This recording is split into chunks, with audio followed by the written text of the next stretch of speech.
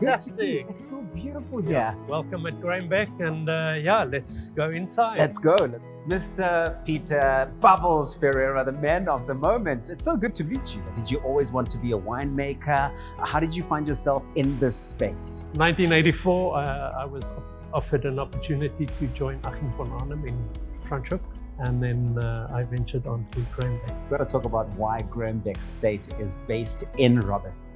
Beck was a coal miner by trade, and then he ventured into breeding of thoroughbred horses. So this is the story on the wall. He brought his horses here, and all of a sudden he became the most successful breeder.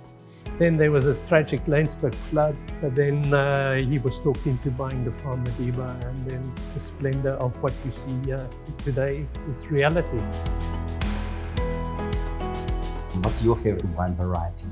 If there was a variety called Bubble, it would have been better. But obviously Chardonnay. Robertson made Chardonnay famous in the early 80s. Beck had a vision to make Chardonnay the king. So it is undoubtedly my favorite variety, Chardonnay. Where then and when was the first Beck vintage vinified? Well, it's an amazing story. 91 was our maiden vintage. We had little mobile presses, and the one day we will harvest on that side while they're throwing concrete on the other side. There was no roof on the building or anything. We call it the vintage under the stars. That must have presented lots of challenges in the earlier years of Beck. What were those challenges? I think more understanding the terroir of Robertson itself. I think, great wine doesn't start in the winery, it starts in the vineyard.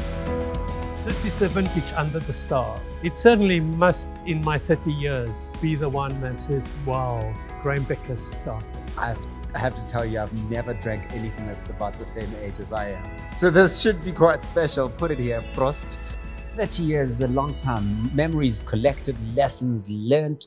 What's your biggest lesson been? We're in pursuit of the perfect bubble. We find every year and every new vintage that we bring into Beck, there is something new that we can add to the contribution of a smaller bubble.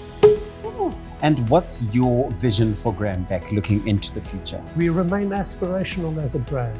We want to be the leader in South Africa, but we want to also be recognized in most countries that we do sell our wines in. And yet to the next 30 years of Beck,